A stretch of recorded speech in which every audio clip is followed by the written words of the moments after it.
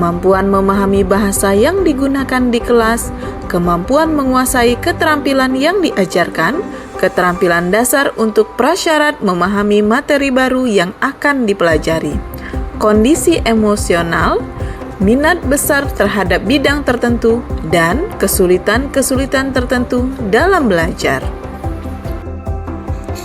Melalui pembelajaran berdiferensiasi, guru mempertimbangkan siapa yang mereka ajar, apa yang mereka ajarkan, di mana mereka mengajar, dan bagaimana mereka mengajar.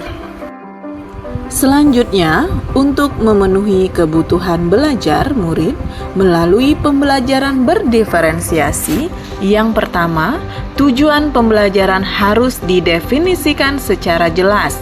Guru harus paham capaian pembelajaran dan tujuan pembelajaran agar dapat menentukan bagaimana ia dapat membantu murid-murid untuk mencapainya.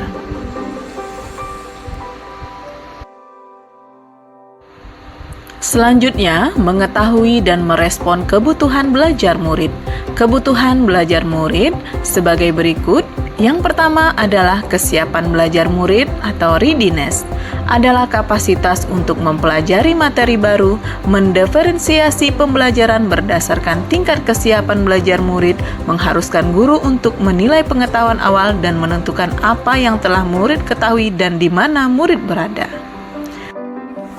Contoh kasus, Ibu Muna akan mengajar pelajaran bahasa Indonesia di kelas 1 sekolah dasar. Ibu Muna ingin mengajarkan muridnya membuat kalimat perintah. Tujuan dari pembelajaran ini, murid dapat membuat kalimat perintah dalam kehidupan sehari-hari dengan benar. Ibu Muna melakukan penilaian diagnostik. Ia menemukan bahwa ada 3 kelompok murid di kelasnya.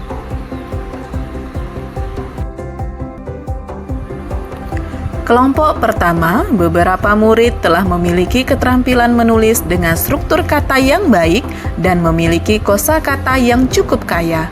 Mereka pun juga mandiri dan percaya diri dalam bekerja.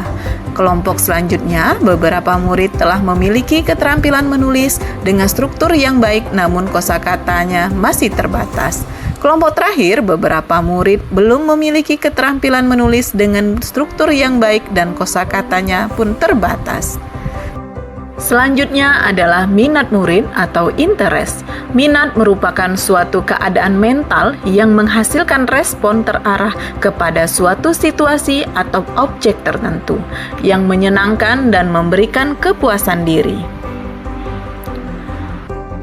Minat terbagi 2. Yang pertama, minat situasional.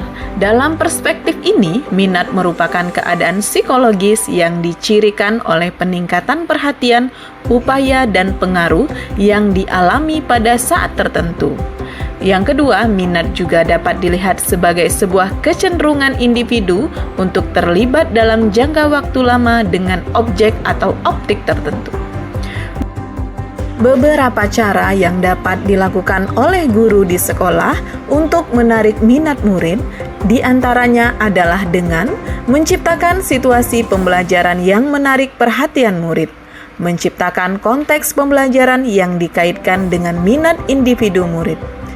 Selain itu, mengkomunikasikan nilai manfaat dari apa yang mereka pelajari, menciptakan kesempatan-kesempatan belajar di mana murid dapat memecahkan persoalan. Untuk membantu guru mempertimbangkan pilihan yang mungkin dapat diberikan pada murid, guru dapat mempertimbangkan area minat dan moda ekspresi yang mungkin digunakan oleh murid-murid mereka.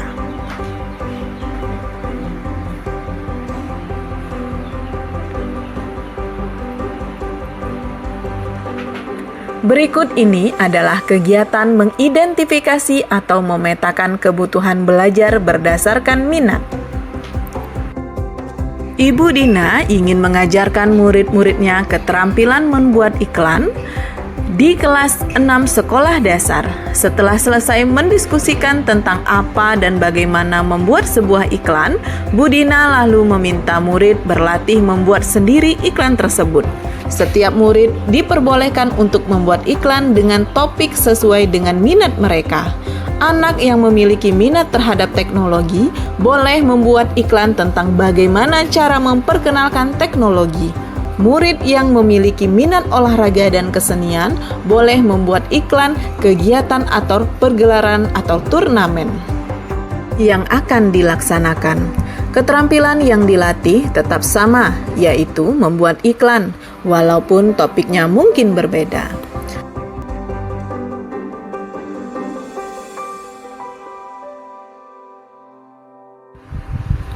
Selanjutnya adalah profil belajar murid atau learning profiles.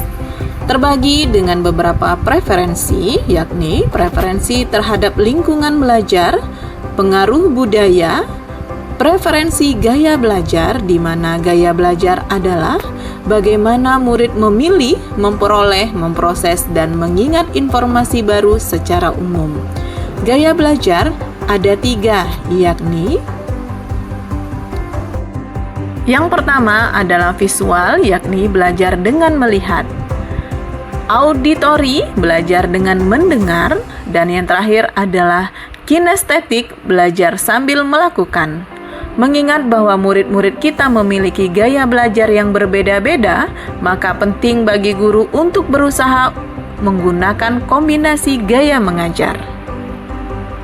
Bapak Ibu, kita akan mengidentifikasi atau memetakan kebutuhan belajar berdasarkan profil belajar murid. Pak Fahmi akan mengajar pelajaran PJOK di kelas 5 sekolah dasar dengan tujuan pembelajaran agar murid dapat mendemonstrasikan pemahaman mereka tentang sepak bola.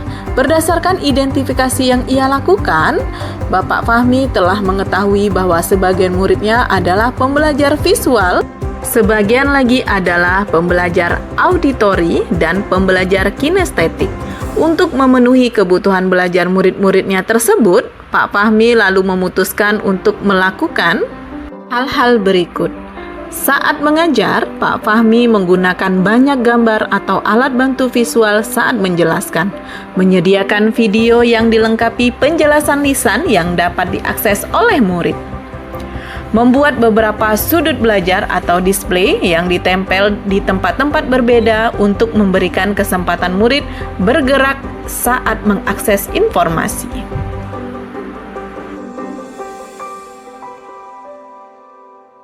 Saat memberikan tugas, Pak Fahmi memperbolehkan murid-muridnya memilih cara mendemonstrasikan pemahaman mereka tentang sepak bola.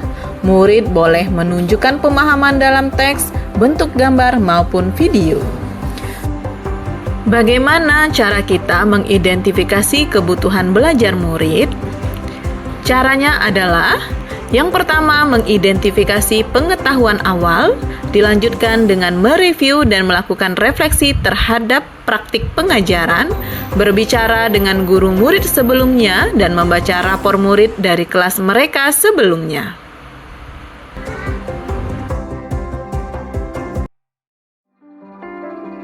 Selanjutnya adalah melakukan asesmen berkelanjutan.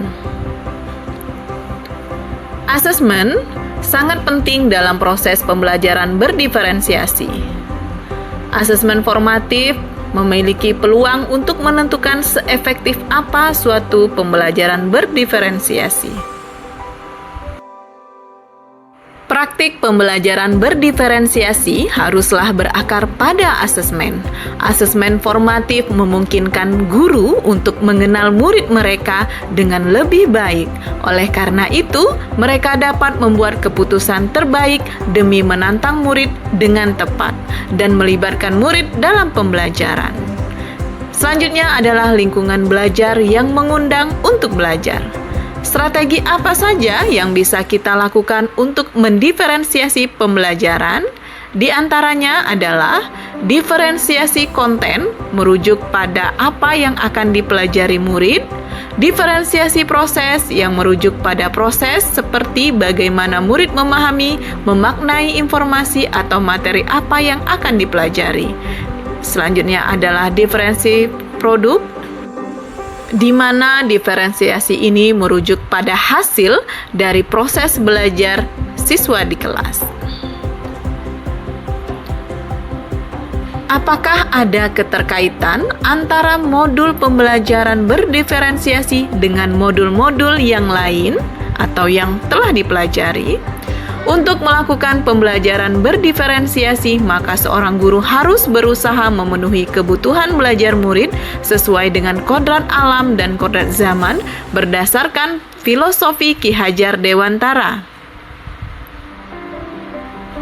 Dalam melakukan pembelajaran berdiferensiasi, seorang guru penggerak harus berpihak pada murid, reflektif, mandiri, kolaboratif, dan inovatif untuk menciptakan pembelajaran-pembelajaran berdiferensiasi agar dapat memenuhi kebutuhan murid.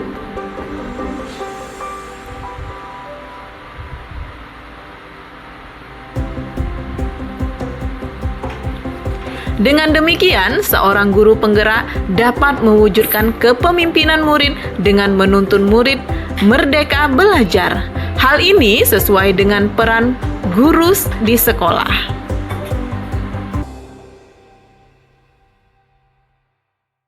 Pembelajaran berdiferensiasi dapat menjadi salah satu strategi untuk mewujudkan visi guru penggerak, yaitu berpihak pada murid.